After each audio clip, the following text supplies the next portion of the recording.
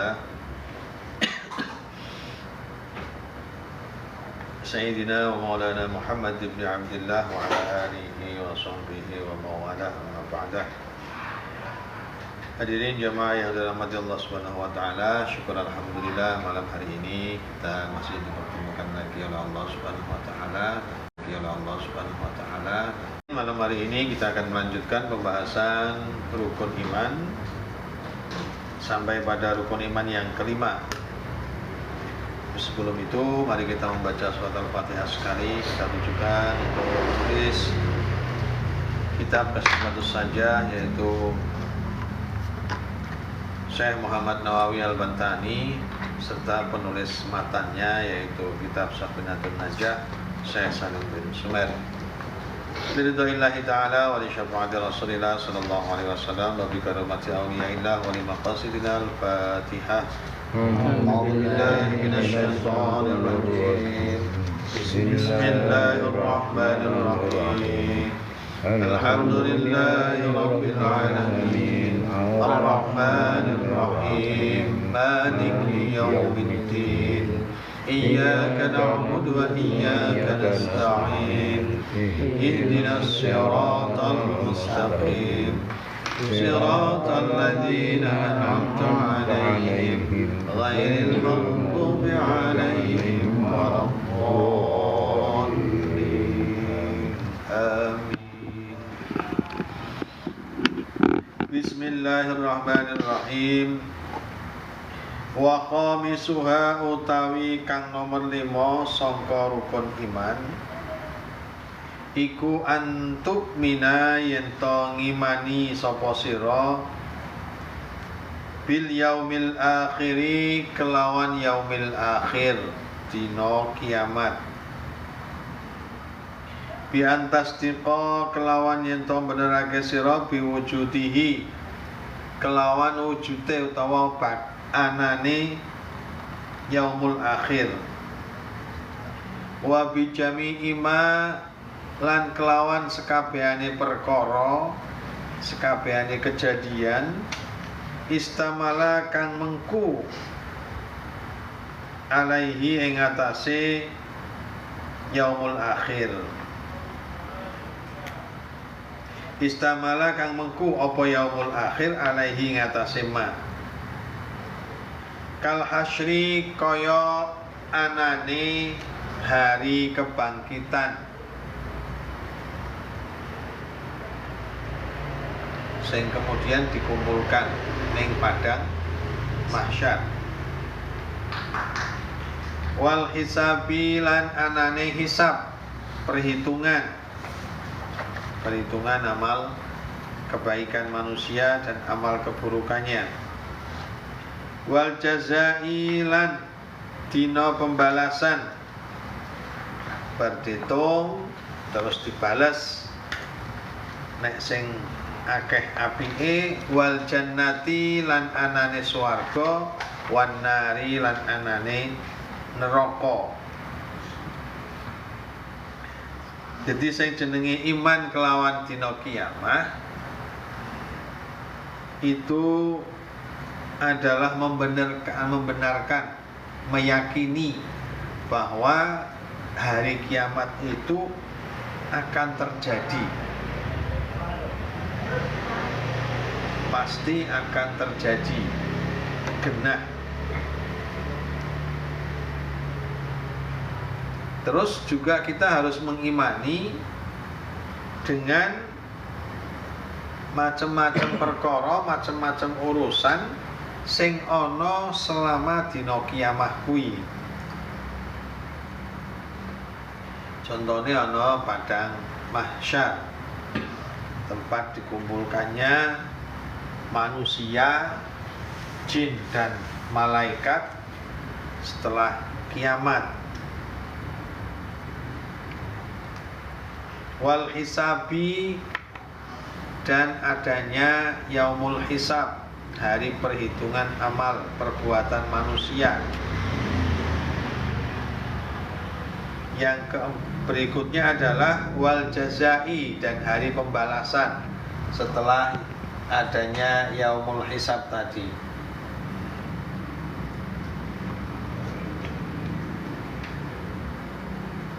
Selain itu, pembalasan bagi yang sudah dihitung amal perbuatannya itu hanya ada 2. Kalau tidak masuk surga, ya berarti masuknya ke neraka.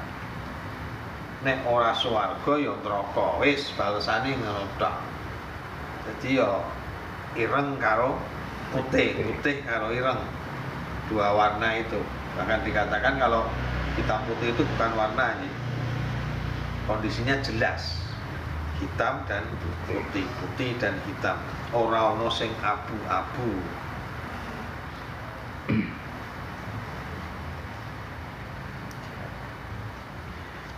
Sumia den arani bidzalika kelawan mengkono-mengkono yaumul akhir,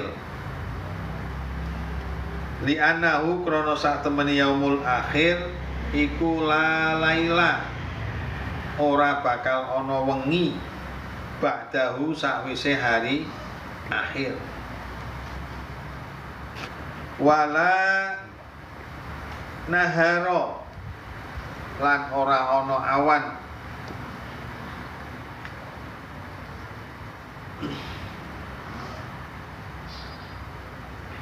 Jadi yang dinamakan hari kiamat itu karena itu adalah satu hari di mana setelah hari itu tidak ada malam, tidak ada siang.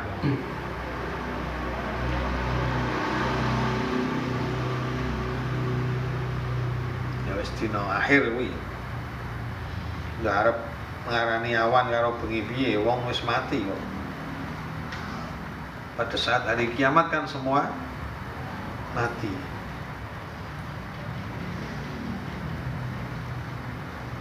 Jadi ya jelas ora iso ngerti awan, ora iso ngerti. Wala yuqalu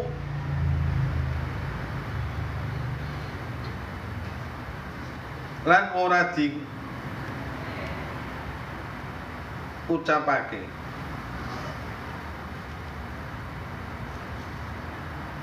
yo nolane ora.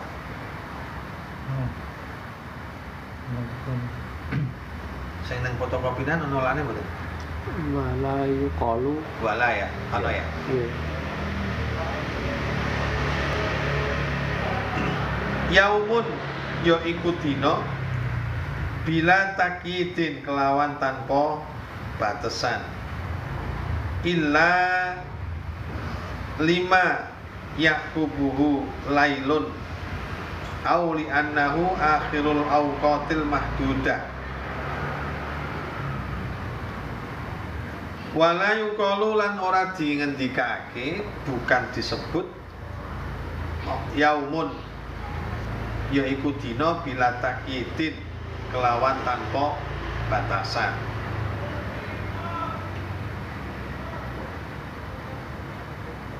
Jadi nek jenenge hari kiamat kuwi bukan tanpa batasan, tapi ada batasannya.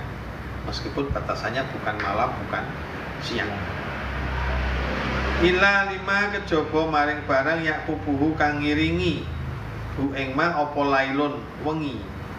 Auli annahu utawa krana sak temene yaumul akhir iku akhirul awqatil mahdudah, akhire waktu-waktu kang terbatas. Ai akhiru ayyamid dunya, tegese akhir dinane ning dunya. Makanya disebut yaumul akhir itu karena itu adalah hari terakhir dunia itu ada.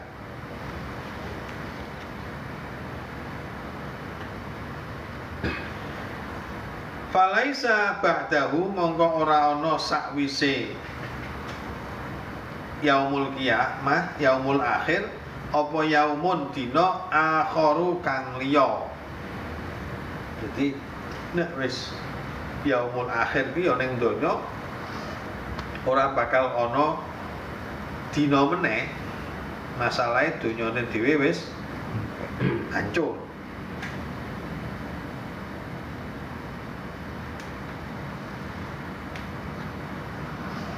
au li ta'akhirihi krana utawa krana diakhirake yaumul akhir anil ayyamil munqadiyati sangka pira-pira dina sing wis kelakon min ayyamid dunya sangka pira-pira dinane ana ing dunya. Dia ada wis yaumul akhir ya wis kuwi pok-pokan terakhir. Setelah itu tidak ada makhluk yang bernama manusia. Semuanya mati.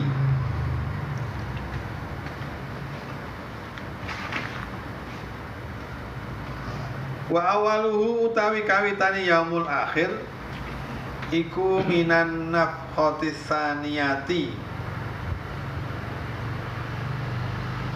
sangka tiupan yang kedua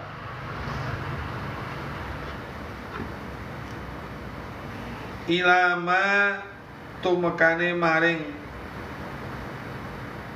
perkara layatanaha kang ora ana batesane wa huwa utawi iki yaumul akhir iku al haqqu nyata. Ini pendapat yang pertama mengatakan bahwa yaumul akhir atau akhirnya dari kehidupan di dunia itu minan nafkhatis saniyati sangka tiupan trompet sing kedua ilama layatanaha wa huwal haq. Jadi ada pendapat yang mengatakan setelah tiupan mengikuti tiupan trompet yang kedua, sangkakala yang kedua. Ini pendapatnya para ulama juga macam-macam.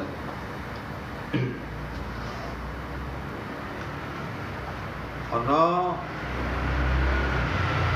sing tiupan yang pertama itu disampaikan nanti semuanya mati. Kemudian dunia seisinya hancur lebur. Itu tiupan yang pertama. Nah, tiupan yang kedua itu adalah dibangkitkan lagi orang yang mati di padang mahsyar. Nah, ini ada yang berpendapat itu yang dari yaumul akhir, awalan dari yaumul akhir, hitungannya gitu. Ada yang berpendapat seperti itu. Wa huwa utawi yaumul akhir ini mau. Wakila lan ana pendapat ilastiqraril khalqi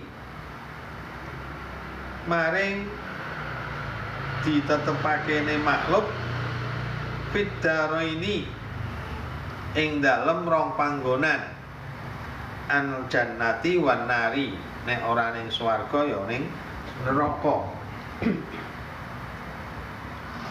Fasatruhu mongko utawi kawitane yaumul akhir iku minat dunya ana ing dunya.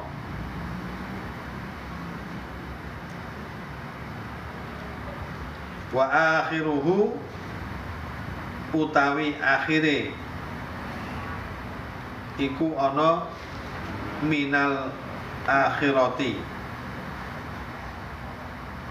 ana ing tempat sing jenenge akhirat. Jadi pendapat yang kedua, yaumul akhir itu dimulai pada saat manusia diberi balasan ke surga atau ke neraka. Wa huwa utawi yaumul akhir iku yaumul qiyamah. Nama lainnya yaumul qiyamah. Wa sumiya lan den jenengi bidzalik qiyamah li qiyamil mauta krana tangine mayit fihi ing dalem yaumul qiyamah min duhurihim min kuburihim sangka pira-pira kuburane mayit. Jadi disebut sebagai hari akhir itu disebut juga sebagai hari kiamat karena pada saat itu makhluk yang sudah mati, utamanya manusia, kemudian jin dan golongan malaikat itu akan dibangkitkan kembali. Mereka pada bangun dari kuburnya.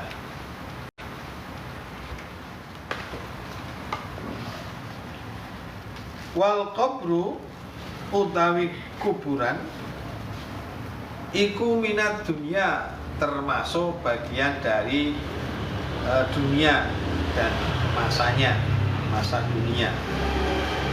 Wakila lan den kandhakake al qabru iku fasilun, pemisah bainat dunia, antarane kehidupan ning dunya wal akhirah lan kehidupan ning akhirat. Jadi kubur itu pemisah antara kehidupan duniawi dengan kehidupan akhirat. Jadi ada satu fase sebelum kita itu dikumpulkan di akhirat, kita harus mencicipi yang namanya alam kubur. Kecuali nanti yang mendapati hari kiamat nanti.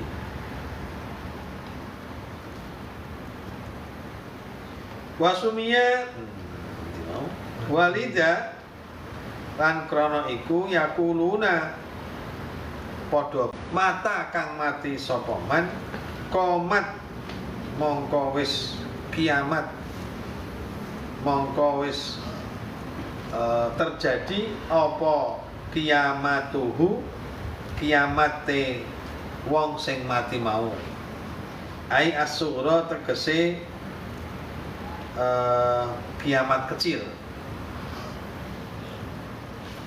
Jadi kiamat itu dibagi dua, kiamat kecil dan kiamat besar. Kiamat kecil itu contohnya kematian seseorang. Jadi orang itu sudah bertemu dengan kiamat, jatahnya hidup sudah habis. Misalkan seperti itu. Wasumia lan den arani kiamatan kelawan kiamat ala hada ing atase kila pendapat li qiyamil mayyiti krana tangine para mayit fihi ing dalem ikilah dina kiamat fihi ing dalam kubur minal ittijai sangka posisi turun ilal qu'udi maring posisi lungguh li su'alil malakaini krana anane pertanyaane malaikat loro.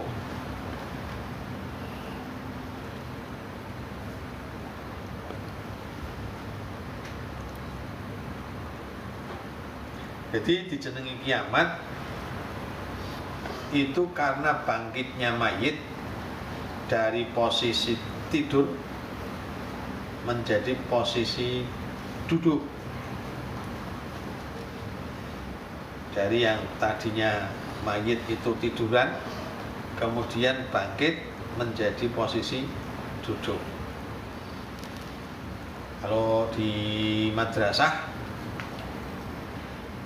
ketika madrasah diniyah, ketika ada guru yang datang terus mau masuk kelas di pintu itu biasanya ketua kelasnya ngomong kiamat, muridnya kabeh dungatek kabeh memberi hormat karo guru sing ngarep mulang. Padha karo sing dicontohke ning nggon kartone Upin Ipin. Nek gurune mlebu terus ketua kelasnya madeg awe aba-aba. Nah, di madrasah pakainya itu kiamat.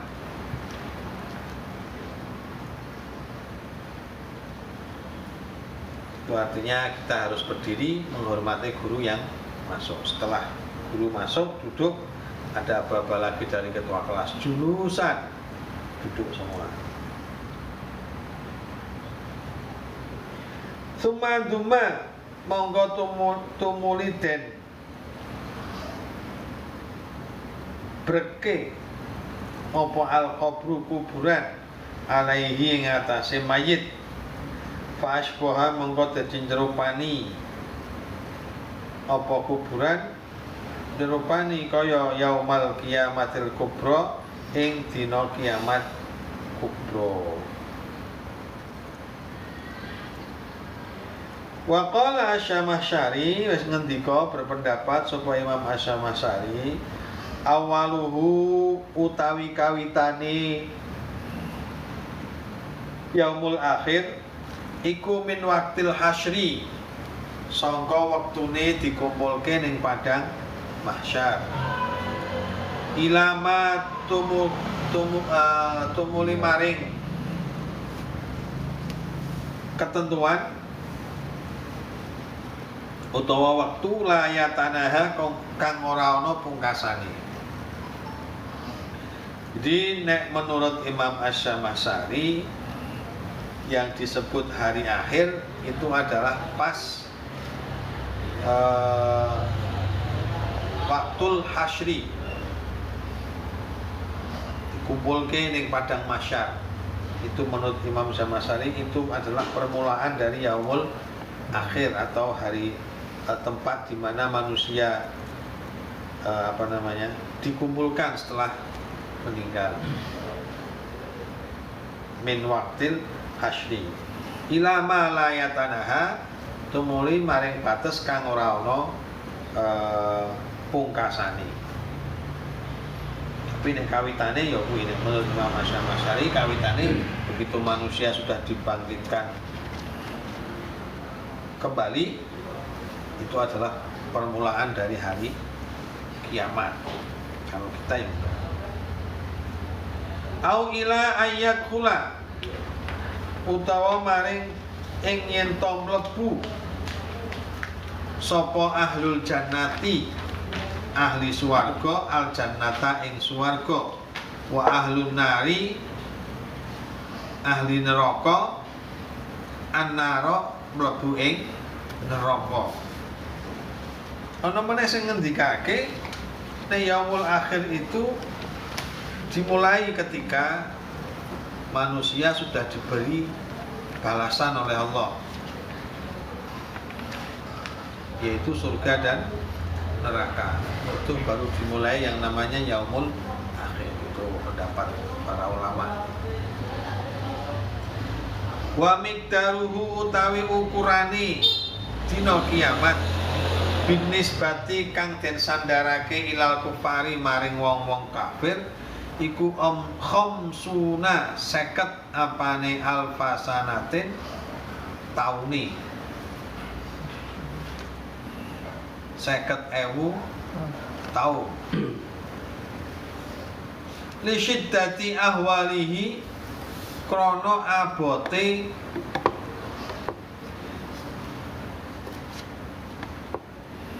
terore yaumul akhir. Basa Jawane teror iki apa? Siksa. Ancaman. Belum siksa. Bukan ancaman.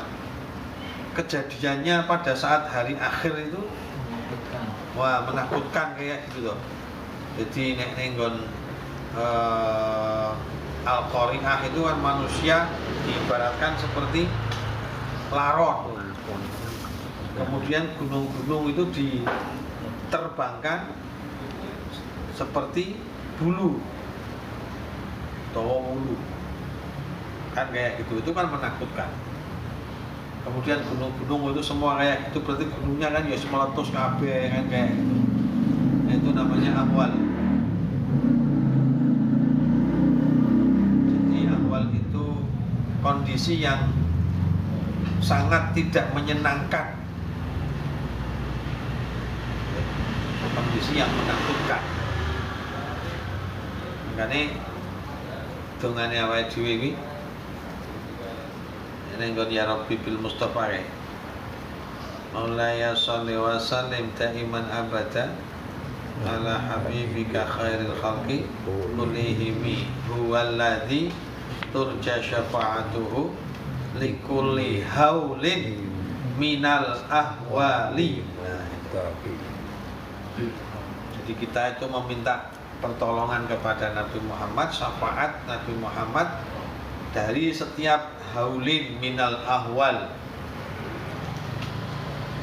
setiap kesukaran, setiap sesuatu yang menakutkan yang terjadi pada diri kita, yang akan terjadi pada diri kita.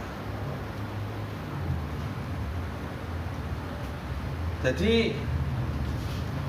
neraka yaumul akhir, dino kiamah itu kalau bagi orang-orang kafir itu prosesnya lama sekali, sampai 50.000 tahun. Karena di situ orang-orang yang kafir itu sekaligus mendapatkan siksaan dari Allah Subhanahu wa Ta'ala. Makanya kerasane suwe banget.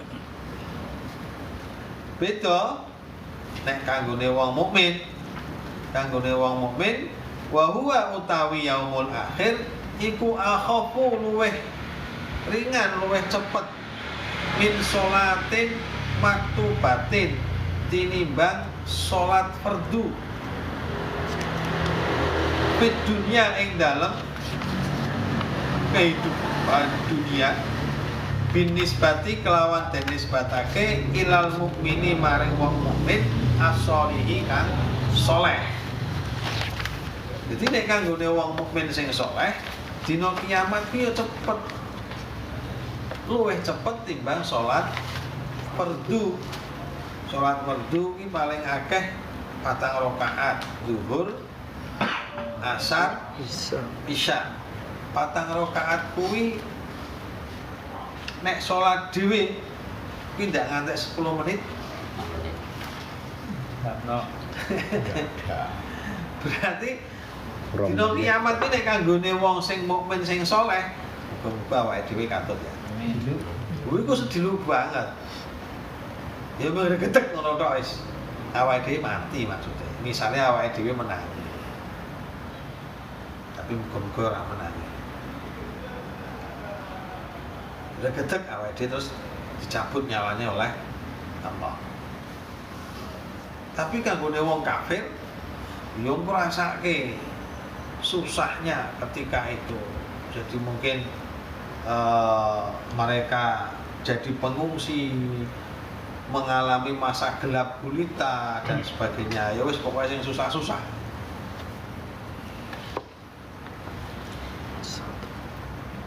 Kanggone wong liyane waya tawassatu lan pertengahan antara suwe karo sedilu ala usatil mukminin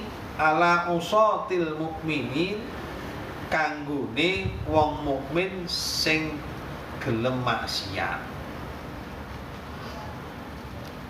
Jadi peristiwa hari kiamat itu kalau disandarkan kepada manusia ada beberapa waktu. Nek disandarke karo wong sing apik, wong mukmin sing saleh, ya waktu kiamat itu sebentar, bahkan lebih sedikit daripada sholat fardu. Nek kanggone wong kafir ki mau 50.000 tahun. Nah nek kanggone wong mukmin tapi sok isi kelem maksiat kuwi tengah-tengah antara sedilu karo akeh mau ki. Wis lah. Yo. Tewang. Itu tengah-tengah.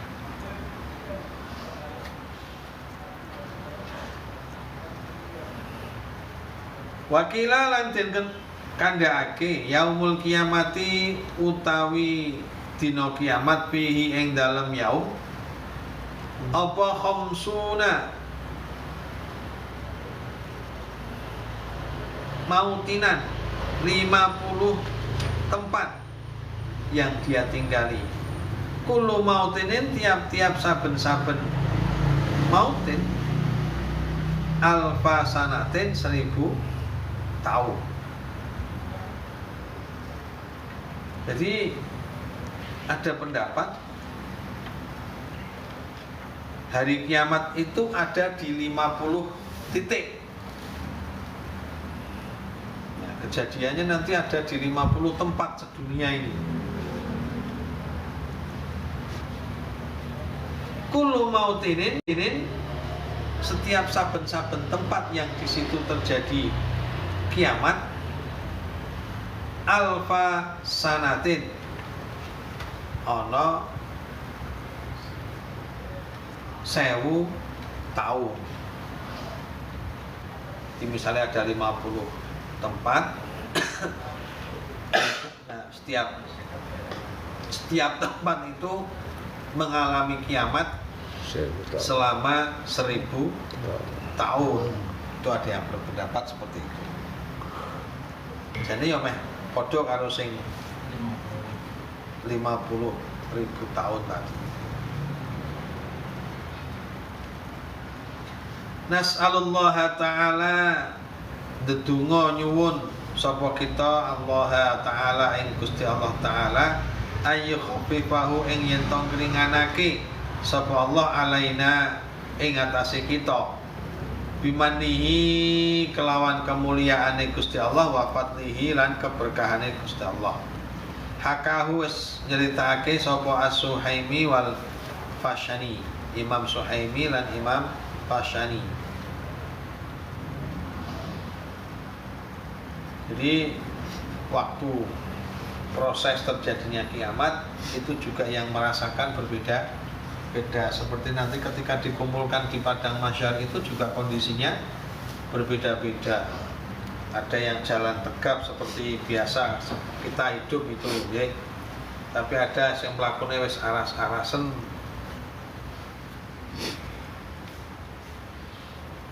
Di kondisinya seperti itu.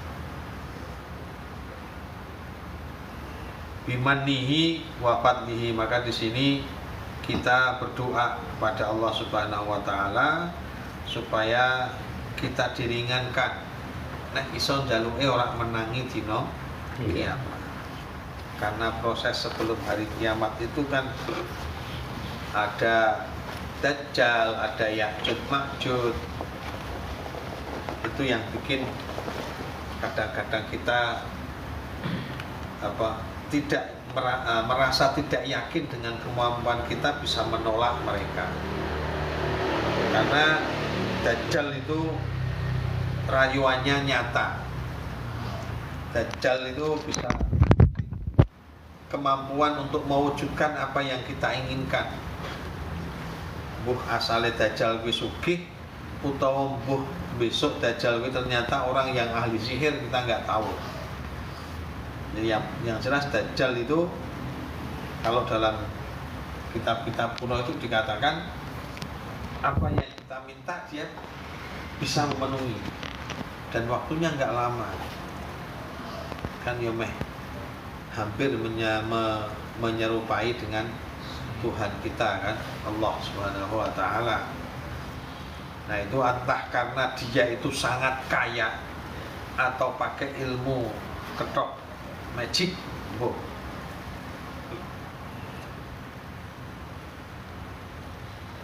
Sebelum saya lanjut, ada pertanyaan tentang hari akhir, hari kiamat, monggo. Saya tahu. Tadi kan udah dijelas yang baik masuk surga, yang jelek masuk neraka. Nah, terus kalau orang gila itu gimana? Edan yo.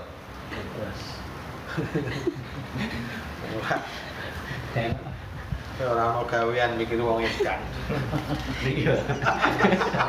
Nah, terus kalau yang amalnya seimbang itu, ya orang wae guyonan Mas. Jadi wong edan kuwi ana sing edan awake cilik ora? Tidak ada ya? Tidak ada ya? Tidak ada. Tidak ada nih. Nah, kalau tidak ada, kui dihitung dari mulai dia tidak gila, dari mulai dia balik sampai saat dia tidak gila. Itu yang dihitung amal baiknya, amal perbuatannya. Nek sing mung wis masane edan ya tadi bebas. Wong edan iki bebas. Bebas. Gitu. Ini apa jenenge? Hitungane dari dia mulai balik sampai saat dia kemudian menjadi gila. Misalnya balik umur 10 tahun, edane umur 12 tahun, ya berarti hitungannya 2 tahun itu. Terus ada nggak yang manusia yang amalnya imbang antara dosa sama baiknya itu? Nah, itu kan Kira-kira ono apa? ada. Ono. Ada. Ono, wis senenge sing tengah-tengah wis ora duwe pendapat. Ya nanti itu macam-macam. Jadi yang jelas itu macam-macam. Hanya saja kan begini. Keyakinan kita umat Islam. Ya. Yang punya nabi demikian penyayang. Kemudian kita punya Al-Qur'an. Kemudian kita punya teman, kita punya keluarga. Dari mulai keluarga, terus teman, tetangga, itu bisa menjadi saksi. Bisa menjadi saksi. Saksi itu kan kalau neng pengadilan ada 2 macam, meringankan dan memberatkan. Nah, kalau selama kita hidup di dunia itu baik, ya insya Allah saksi itu saksi baik. Yeah. Sering baca Quran, itu nanti Quran akan menjadi saksi dan bisa mensyafaati juga. Keluarga juga begitu. Kalau kita perlakuannya baik kepada keluarga, keluarga akan memberi saksi kepada kita bahwa kita ini orang baik. Gitu. Terus yang paling akhir adalah syafaatul uzma dari Rasulullah itu.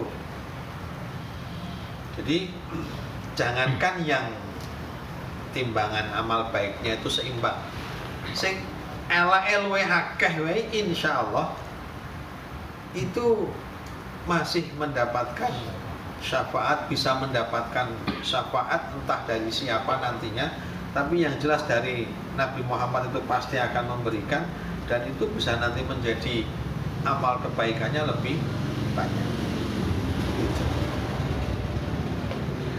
Nah, sing berat di wong Islam tapi sing akeh maksiate. Akeh maksiate. Salat tapi dangdong. Jumatan ya Jumatan, tapi ya kuwi kadang ditinggal. Terus nah yang model-model kayak gini memang kalau beberapa literasi ulama itu mengatakan, nah yang seperti inilah yang nantinya akan nyicipi neraka dulu. Nanti setelah di neraka itu merupakan tempat pencucian, nanti ya dipindah ke surga, karena tetap dia meninggalnya dalam kondisi Islam. Dan kita tidak boleh judgment, menghakimi bahwa kaya ngono kok dadak disolati barang. Tidak boleh. Selama dia masih kondisinya itu meninggal dalam kondisi Islam, ya tetap kudu didusi, dikafani, disolati, ya dikuburkan di makamnya orang Islam juga, perlakuannya sama. Karena ya itu sebuah kewajiban bagi kita. Tetap kita harus menganggap dia sebagai orang Muslim. Nggak boleh kita kemudian menolak orang tersebut. Di kitab Mawaidul Usfuriyah itu ada ceritanya gitu. Ya, yang kemarin hari Selasa saya sampaikan di masjid itu. Di pada masa Nabi Musa ada orang pengikutnya Nabi Musa, tapi dia ahli maksiat.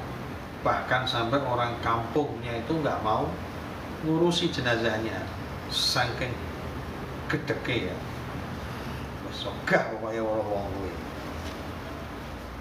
Kemudian mayatnya itu dibuang di tempat sampah. Tapi Nabi Musa justru diperintahkan oleh Allah kon ngopeni mayat kuwi. Kon dipuk, kon ngedusi, kon ngapani, nyolati terus menguburke. Ternyata kejadiannya tadi orang ini meskipun dia ahli maksiat, itu sebetulnya dia benci. Ning mau menghindari dari kemaksiatan itu nggak bisa, karena pertemanannya lingkarannya sudah lingkaran kayak gitu. Ya padha wae aku arep mari rokok ra iso masalah masukku. Nek aku kumulane karo Pak Bos Mas Bagas mungkin ra iso aku ra rokok.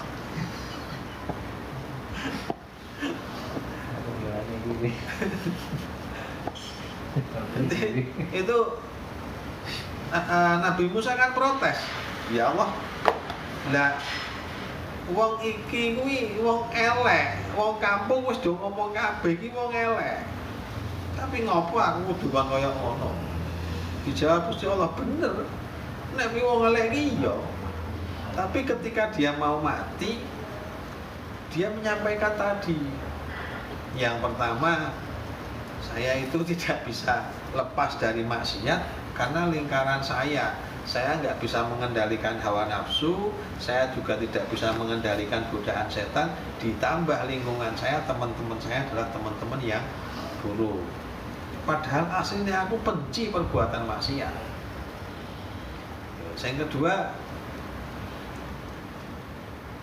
dia ndonga meneh karo Gusti Allah. Saya meskipun kumpulannya itu dengan orang-orang yang tidak benar, tapi sebetulnya saya lebih suka berkumpul dengan orang-orang soleh. Cuman orang-orang solehnya kadang sing rak gelem kan gitu. Ya misalnya kan ada kiai, kumpulannya kok karo wong sing ora bener kan ya jaim ya. Makanya kan kalau sing jenenge Gus sapa? Bukan Gus Miftah. Sing isih viral ya. Idam dengan Sabilut Taubahnya itu ya. Jadi sing dikumpuli kan ya wong-wong kaya ngono kuwi. Karena itu tadi. Jadi sebetulnya saya orang itu ngomongnya gitu, lebih suka kumpul karo wong-wong saleh. Yang ketiga, dia ngomong meneh karo Gusti Allah, ya Allah, saya itu lebih mencintai orang yang soleh. Jadi misalkan saya dihadapkan dengan dua orang, ahli maksiat dengan ahli ibadah, yang sama-sama membutuhkan bantuan saya, pasti yang saya bantu lebih dulu adalah ahli ibadah. Nah, seperti inilah kondisiku. Tentu engkau lebih mengetahui, maka saya minta ampunan engkau, Allah. Nah, nenggon riwayat yang lain itu neng burine ditambahi, nek kondisiku seperti ini kemudian engkau tidak mengampuni, kuwi sing seneng ya wali-walimu ya nabi-nabimu. Tapi nek jenengan kuwi ora gelem ngapura aku, sing seneng ya setan karo jin, iblis. Padahal aku yakin nek jenengan kuwi luwih seneng weruh nabi-nabine, wali-waline do seneng. Makanya aku di ngapura wae Gusti Allah. Cara berdoanya kayak gitu. Akhirnya Allah mengampuni orang tersebut dan meninggalnya itu sudah dalam keadaan kondisi yang baik. Tapi kan awake dhewe ora ngerti kondisi seperti itu. Makanya orang kampung kemudian menganggap dia tetap sebagai orang yang nggak benar, nggak mau ngurusi mandi dan memandikan dan sebagainya. Jadi yang jelas kalau kita sebagai umat Islam, seperti juga sering saya sampaikan, pernah saya sampaikan, itu harus yakin, seyakin-yakinnya bahwa ketika yaumul hisab itu hari perhitungan amal perbuatan kita, perbuatan baik kita itu pasti lebih banyak dibandingkan perbuatan jelek. Selama kita jadi orang normal, ya. Orang normal itu artinya semua perintah Allah sebisa mungkin kita lakukan. Nah, kadang-kadang awake dhewe lali, kemudian kadang-kadang berbuat salah, itu kan wajar. Namanya manusia itu pasti pernah salah dan pernah lupa. Nabi Muhammad saja kan sering bolak-balik ditegur sama Allah. Bukan karena ditegurnya itu bukan karena kemudian Allah marah, tidak, tapi membetulkan, dan ini biar ditiru sama umatnya. Contohnya ketika Nabi Muhammad mendoakan pamannya Abu Thalib yang meninggal, padahal Abu Thalib belum masuk Islam, itu kan ditegur sama Allah, tidak boleh kayak gitu.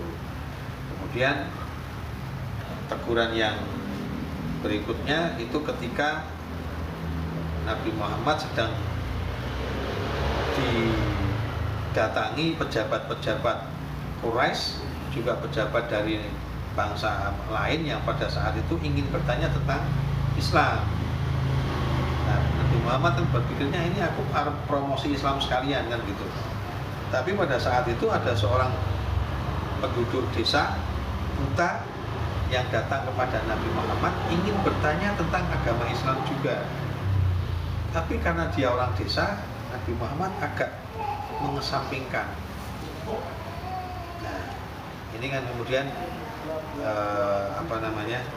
muncul surat Abasa, itu turun wahyu Abasa wa tawalla itu.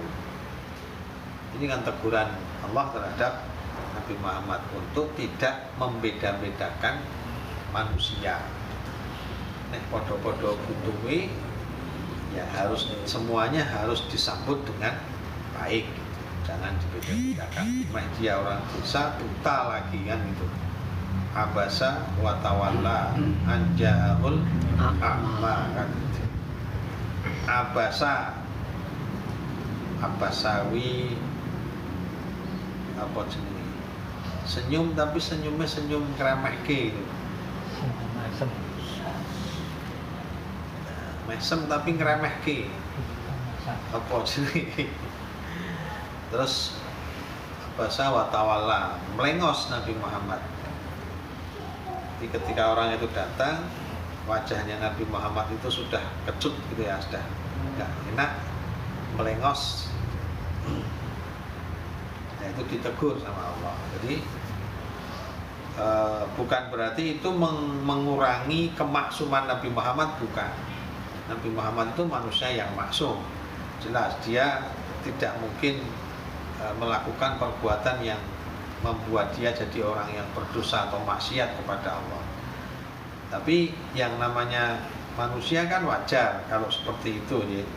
Artinya ada orang yang kita sedang kondisi yang penting, kok ada orang yang biasa-biasa saja datang gitu kan, kita kemudian merasa nggak suka, itu kan wajar, manusiawi. Nabi Muhammad kan juga manusia, tapi karena beliau itu punya kedudukan manusia, nabi, maka Allah mengingatkan jangan seperti itu. Artinya itu juga berlaku kepada kita. Jenengan sesuk nek diganjar jadi pemimpin, ya nggak boleh kayak gitu. Taisan nggak boleh kayak gitu. Kalau Pak Lurah teko, si dijamu ngobrol enak, Mas Minto teko, prene meneh. Itu.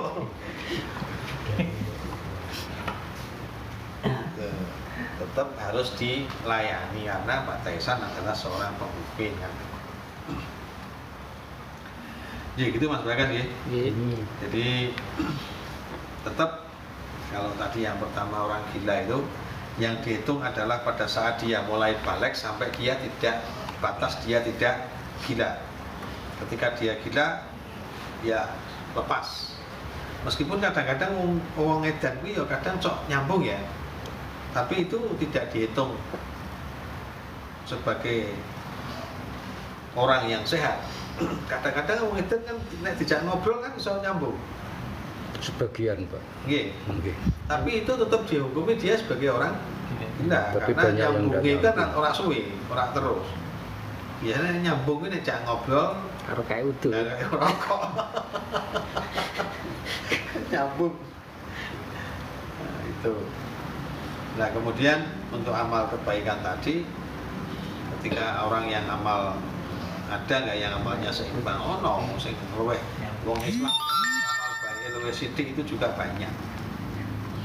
Karena tadi sebetulnya kalau kita normal ya seharusnya nggak ada kayak gitu. Kalau kita normal gitu, seperti yang saya sampaikan kan, pahalanya manusia yang berbuat baik itu kan 10 sampai 700 kali lipat. Sementara perbuatan dosa hanya diganjar satu kesalahan, satu saja. Jadi nek awake dhewe sedina nglakoni 5 kebaikan wis entuk 50, katakanlah 50 gitu. Awake dhewe nglakoni kemaksiatan 10 isi berarti 40 kan. Nah, sampai kita berhari-hari kayak gitu terus kan ya tetap hati akeh. Jadi kemungkinan timbangan amal baik kita itu sedikit, itu kayaknya kok tidak. Yang penting niatnya kita beramal ya niat yang ikhlas lillahi ta'ala. Ya wasati suha ila akhirih wallahu a'lam bishawab. Kita lanjutkan pada kesempatan yang akan datang. Oke, itu mari kita tutup apa yang sudah kita lakukan pada malam hari ini dengan doa, semoga Allah memberikan manfaat yang seluas-luasnya kepada kita, menambah ilmu, wawasan kita, sehingga bisa kita manfaatkan di lingkungan kita, keluarga kita, dan tetangga kita. Ya Rabbal Alamin. Mari kita tutup dengan membaca doa salat al-asr dan doa kafaratul majlis. Bismillahirrahmanirrahim. Wassalamualaikum.